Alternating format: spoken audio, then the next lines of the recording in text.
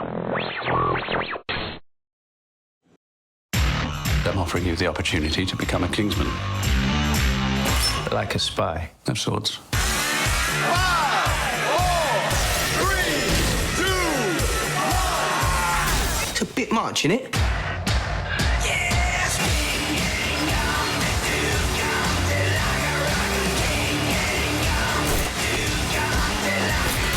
Sorry about that. Needed to let off a little steam. Son of a bitch! What's the main guy's name? I think it's Taron Egerton. What else has he been in? He's nothing really. They kind of found him. He's been in some British TV series, but he just seems like a guy that Matthew Vaughn found, and he's certainly got the facial structure to be the hero in a movie. He's got strong cheeks and chin, and he looks, when at the end of the movie, he starts to really look like Colin Firth. That could have been the weak link of this, whether or not he could hold this whole movie, an unknown kid going up against Colin Firth and Sam Jackson. But he holds his own. I thought he was great. I think the unknown thing works for the movie because he's like, you don't recognize him, so right. His especially like as you were saying, like the transformation, it sort of makes more sense, I think. And the accent feels real. It feels real to the character. I think to have like a classically trained British actor talking in that sort of Cockney. Actor? Yeah, actor. That's what they do. That's what they teach you at Juilliard. Colin Firth does do Right. that a lot in this movie. There's a lot of Hello. fake marching. I'm a Kingsman. I would say it's a modern version of an old James Bond movie. It is like a Roger Moore James Bond movie, mixed with that Mark Miller kick-ass kind of edgy, Right. modern humor and kind of thing. But what's weird is it lives in a universe where James Bond and Jason Bourne exist. Correct. They don't hide the fact that those movies are there. Yes. And have sort of inspired some of these characters. They do mention both of them, but that guy Taron Egerton, he's Yeah. like this hooligan troublemaker type. I guess he's like in his early 20s, right? Young. 'Cause it's 17 years after the opening prologue. He And, was about 4 or 5. yeah, something like that. ish. So he's 20-something, he's like a troublemaker, he Yeah. gets in trouble with the law again for like stealing a car, and years before his father died on a mission with Colin Firth's character, who is one of these Kingsmen, these secret agents. Right. And after the father died, saving Colin Firth's life, he came and gave the little Eggsy a pin and said, if you ever get in... Well, he didn't say it like that. He was, what was he was doing? He it was like doing this. this, yeah. Yeah. He says, if you ever need me, if you're ever in trouble, say, use this and use our secret code word and Right. I'll come save. So he is at jail and he calls the number with his one phone call at jail. Colin Firth bails him out and then decides to sort of repay the debt. He's going to turn him into a secret agent like him. Yeah, it was. Did you like it? I did, yeah. It's fun. It's kind of hard to not like it. I have to confess, and I hate admitting that I would ever go into a movie not wanting to like a movie because I wanted to like it, but I thought I wasn't going to like it. I wasn't a big fan of Kick-Ass, which was Matthew Vaughn's previous movie before X-Men, and this has a very similar sort of style to it. It's based on a book by the same comic Mark author. Miller. Yeah. So I was very skeptical that I was going to like it, but it's sort of infectious and it's fun. I mean, it's hard to go in and go, I hate this movie. I mean, it's a crowd pleaser. I mean, you would go in for the kind of people that this movie's made for. It's hard to go in and go, I don't like this movie. That's also the grumpy actors, the British actors. They all do the same thing. What did you think about Colin Firth as an action? I mean, he's really like serious, legit action hero in this. He does a lot of stunts and action. Did you buy it? No, but that's okay. I think part of the gimmick is that it's Colin Firth, the sort of stodgy British actor, doing these outrageous scenes. But I think for the most part it worked. When he was being physical, it wasn't like you go, oh, that's ridiculous, doing it. Whatever they're doing works. Vaughn has a very sort of kinetic, hyperactive style when he's shooting the action, so I thought that was sort of conducive to having an actor like Colin Firth pulling these scenes off, and he does it pretty well. I mean, I don't know that he's going to be the next Liam Neeson, but I mean... That would be kind of fun. What about Sam?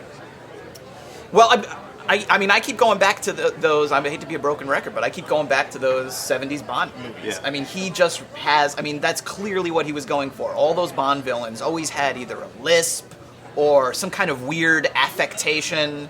Maybe they had a big scar, or some kind of cat that they were petting. He just exudes haughty, over-the-top villainy. And his plan is straight out of the bad Bond villain playbook, which is like, the world has been corrupted and destroyed, and I'm going to destroy the world to save it. Give me a far-fetched theatrical plot any day. There's this kind of assumption that Bond movies have to be very serious now, when the whole concept of Bond is so absurd. Yeah. That I sort of enjoyed that this movie was like, no, we're not going to make a serious spy movie. We're going to make an old school throwback with the megalomaniacal villain who's got a mountain lair and a crazy henchman with metal appendages and crazy colors. It's a very colorful movie. I just like that. I like that they didn't make it a very serious and dour film. And I mean, I enjoyed it. I think the lisp is over the top, but it's an over the top movie. Mankind is a virus. Mass genocide? I like it. You are completely crazy. I look like I give a Like, he fits the movie he's in. He would not work in Casino Royale or Skyfall, but I think in Kingsman he works perfectly. Right. I mean that he is this billionaire who only eats McDonald's. And he's afraid of blood. Everybody has to cover up all the blood before he comes in the room. He's got all these little quirks that work for the character. I mean, it just very close to going a little bit overboard.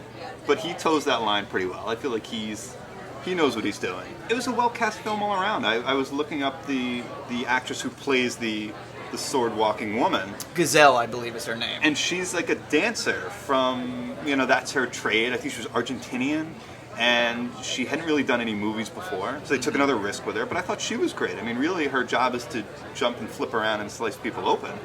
But you also sort of have to, a good henchman is a very important part of any of the old Bond movies, especially a movie with like metal that. appendages. I mean, you think Right. of Jaws with the metal teeth. There's got to be a metal replacement surgery somewhere in their There's backstory. a great hook here, the beautiful woman with the sword legs. Yes. And it worked. It worked. It works really well, in the movie. Well, let's talk about Mark Miller. He's the Okay. guy who wrote Kick-Ass, Yeah. the original books. He wrote this as well. Right. And he, not my favorite comic writer by any stretch. No. And I didn't like the Kick-Ass book, and I really didn't like the Kick-Ass adaptation. It just felt, whereas what he's doing here, Vaughn, not Miller, I don't know that the comic was really that great here either. I think this movie elevates the material. A lot of the other Mark Miller adaptations are kind of because he writes some really crazy, edgy stuff. So a lot of the movies are kind of turned down versions of the comic, like Wanted, where it's really kind of horrifying stuff, and the main guy becomes like a horrible supervillain who does awful things. And in the movie, it's like, tell me who to kill, Magic Loom, and that's literally the movie.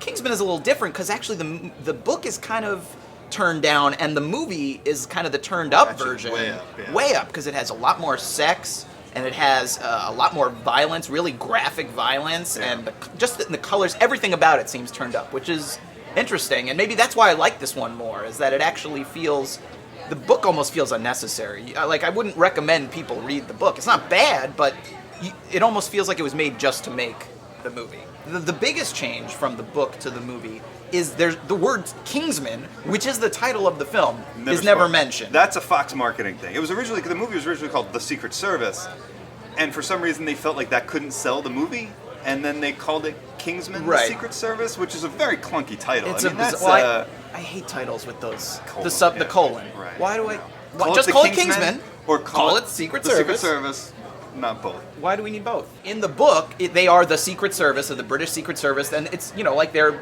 MI6 or whatever it is. In the movie, they're sort of a strange, independent spy organization that works independently but in concert with various world governments.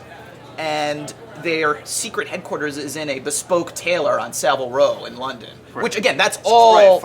Which all taken, that's not from the book. They added that for the movie. So in Wanted the movie, they added a magical loom. Yeah.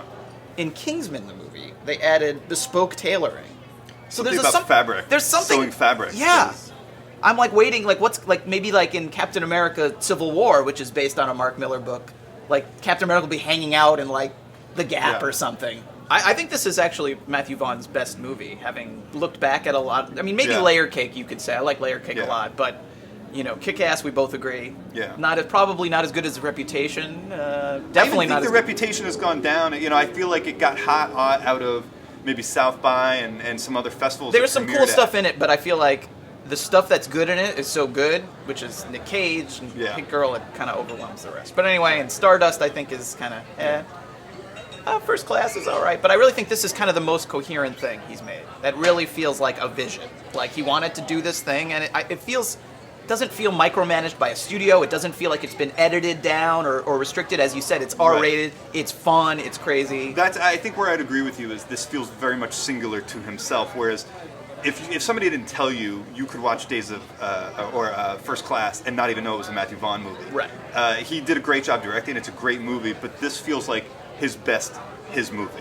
It's a weird movie to recommend because if people don't like this, they're probably really not going to like it. And they're going to come back to you and be like, what the hell did you... Why did you tell me to see that? There's some really outlandish stuff in here that if you don't buy into it, you could be turned off from almost minute one. And it doesn't end until, like, the credits roll. Mm-hmm. So it's weird. I feel like I would just let people know that it's a hard R. It earns its R rating. And be prepared to, it's goofy, it's fun, and if you can get with that, don't expect, the Bourne Ultimatum out of this, or Skyfall, or anything like that, because this is not that. No, expect The Man with the Golden Gun, expect The Spy Who Loved Me. And if you like that, and you like a sort of modern twist on that, I think that you would like this movie. So if you're giving it a rating, like 0 is Die Another Day, and 10 is Goldfinger... I feel like this is probably like a 7 to me. This is 7? Yeah. I give it like an 8. Yeah. I'm not ready for an 8 yet, but I'm ready for an 8. Okay. Well, I get the feeling you're not as down with the old Roger Moore movies as I am. No, you know what? As a kid, like you had said before, when we were growing up, it had veered into a weird sort of. I think View to a Kill was the one that was coming out that I first remember.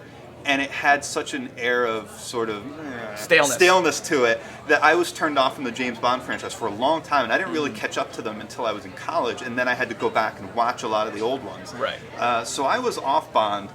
Actually, what got me into it was GoldenEye on N64. I started playing that, and I'm like, these maybe aren't so bad.